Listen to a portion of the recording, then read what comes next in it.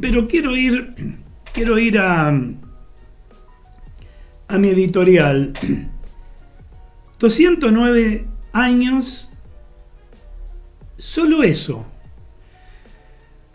Porque mañana será un buen momento para retomar el ejemplo de los hombres de Tucumán.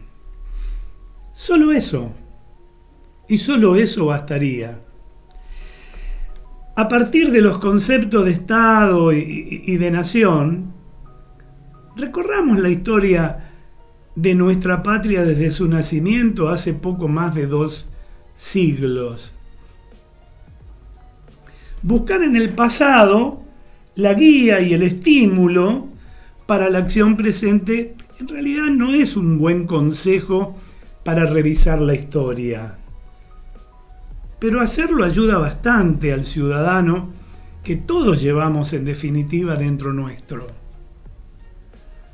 Y puesto en estas palabras, y habiendo transcurrido nada más ni nada menos que 209 años, y un día de 1816, los hombres de Tucumán, ritualmente recordados cada año, se me aparecen como una dimensión y un brillo muy especial que quiero compartir con ustedes.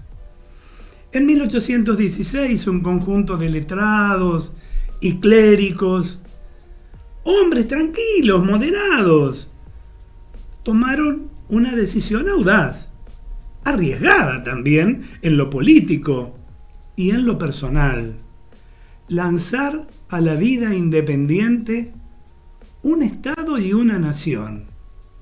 Había que atreverse en aquel momento. Audacia y riesgo porque en ese momento Europa no quería nuevas repúblicas, sino la restauración de las antiguas monarquías. El Río de la Plata era lo único en pie del conjunto de gobiernos hispanoamericanos florecidos en 1810, y los realistas estaban a las puertas, amenazando con fusilar a toda la dirigencia revolucionaria, como lo hacía en ese mismo momento el general Pablo Morillo, el exterminador, como se le llamaba, de Caracas. Estos hombres prudentes llegaron mucho más lejos que los exaltados revolucionarios y los ensoberbecidos militares de la Asamblea de 1813, embriagados aún por el impulso de la Revolución Francesa. Su proclama del 24 de marzo, que ellos titularon Fin de la Revolución, Principio del Orden, expresó la nueva actitud. Después de 6 años en que todo había sido puesto, ¿cómo decirlo?, pata para arriba, había llegado el momento de estabilizar las cosas. Y lo nuevo sería un país donde de pronto se podría parecer a lo normal. Estaba buscando la palabra para definirlo. Y en Tucumán nació una de esas repúblicas aéreas de las que hablaba Bolívar en sus periodos de desazón. El Estado era apenas un proyecto, una convocatoria a lo que prudente e imprecisamente llamaron Provincias Unidas de América del Sur. Pero ¿qué pasaría con el Alto Perú? ¿Qué pasaría con Paraguay? ¿Con la banda oriental? ¿Y las provincias litorales? La cuestión del régimen político, si república o monarquía, quedó sin decidir, y el embrión de organización estatal con base a Buenos Aires fue arrasado por la Guerra Civil en 1820. Y en cuanto a la nación, todo era igualmente impreciso. Quienes habitaban las Provincias Unidas eran patriotas o americanos. Y si se les pedía mucha más precisión para definirse, eran cuyanos, arribeños o porteños. Con el tiempo y con sudor, lágrimas y demasiada sangre, ese proyecto se convirtió en algo parecido a lo que hoy es la Argentina. Después de guerrear durante 7 décadas, en 1880 las provincias terminaron de conformar el Estado federal que habían diseñado allá por 1853. Por entonces ya se había puesto en marcha la reconstrucción institucional y estaba lanzada la gran transformación de la economía y de la sociedad. Faltaban la nación y también los argentinos, porque además de argentinizar a 14 contingentes provincianos, había que nacionalizar a las masas, la de inmigrantes sobre todo, que llegaba masivamente a nuestro país. Fue una tarea inmensa y uno de los logros más notables del Estado. A fines del siglo XIX, la Argentina ya era un país, y era un país definido y con un lugar en el mundo. Puedo imaginar a los hombres de 1816 satisfechos con la tarea. Pero en la historia no hay finales felices, y ni siquiera hay finales. A 209 años de aquel comienzo, hoy no podemos estar satisfechos. En algún momento se perdió el rumbo, el país salió de la línea esbozada allá en Tucumán y trazada en 1880, y comenzó a delirar y también a naufragar. Es un problema más amplio del que tomo dos grandes cuestiones. Por un lado el Estado y por el otro la nación. Eso ya pasó. Lo de las imágenes, si querés podés sacarlas. Porque la Argentina tuvo éxito en construir un Estado potente que fue capaz de emprender y sostener grandes políticas. La más notable fue la educativa, pero hubo otras, como la remodelación del Estado de los años 30, por ejemplo, las políticas sociales de Perón o las desarrollistas lanzadas por Frondizi. Y más allá de su valoración, cabe reconocer en ellas una capacidad estatal para hacer y proyectar que hoy no existe, claramente no existe. Saca la imagen, Celeste, por favor. Pero a la vez, ese Estado, amigos, tuvo dificultades crecientes para manejar los intereses que inicialmente demandaron su intervención reguladora, pero luego reclamaron privilegios que con el tiempo resultaron ser prebendas. Y los hechos, ¿para qué enumerarlos, no?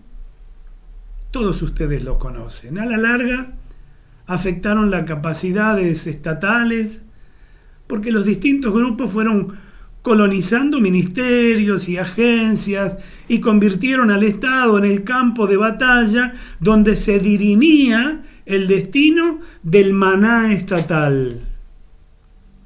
Quizás por eso en los últimos 40 años los gobiernos, cada uno a su manera, ¿no?, se dedicaron a desarmar y destruir el Estado, no solo en sus partes viciosas, que estaría bien, en su grasa, que estaría mejor, sino en lo vital, en el músculo, la capacidad de hacer y de controlar la institucionalidad y el Estado de Derecho.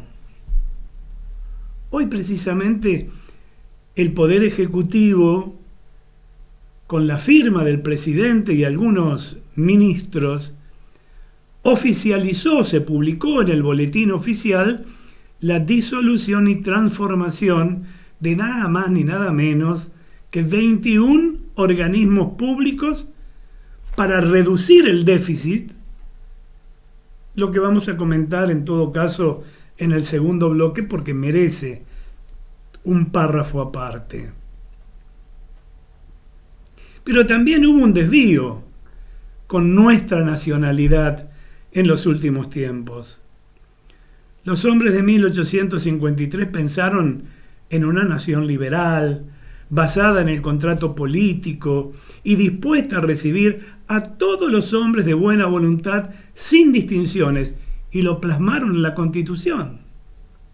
Y desde el principio del siglo XX, y a tono con el modelo de Alemania, hubo un deslizamiento hacia una concepción integral y unánime de la nacionalidad. Distintos sectores, cada uno por sus razones, confluyeron en este giro antiliberal. El ejército, la iglesia, los grandes movimientos políticos nacionales y populares. Todos hablaron de una nación y un pueblo, de su grandeza y de sus enemigos, conformando una mixtura arraigada en el sentido común.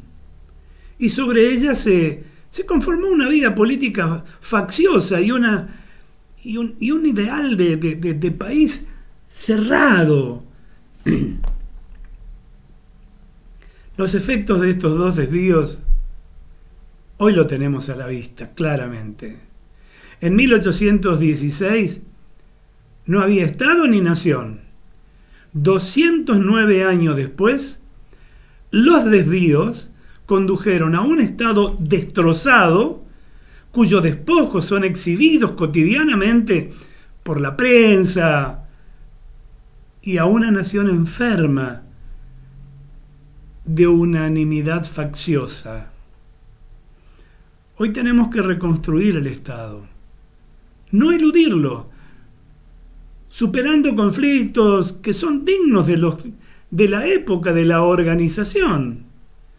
Porque no todo lo que es privado, como solemos decir habitualmente en este programa, no todo lo que es privado es tan bueno, ni todo lo que es Estado es tan malo. La cuestión es el punto de equilibrio, y la cuestión también es el uso de la moral destrozada y perdida. Debemos adecuar nuestra nacionalidad a un país más diverso y basarla en una ética ciudadana hoy ausente. Recién ahora nosotros, los ciudadanos argentinos, comenzamos a tomar conciencia de que los verdaderos dueños del Estado somos nosotros, los ciudadanos, como aquellos hombres de Tucumán que eran ciudadanos comunes y que un día dijeron basta.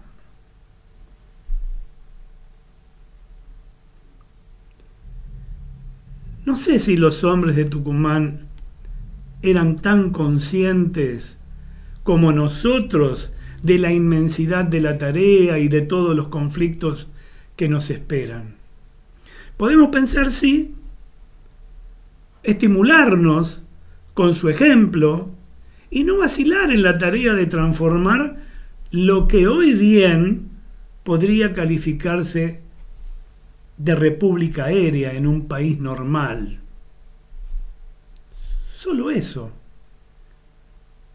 Y solo juntos.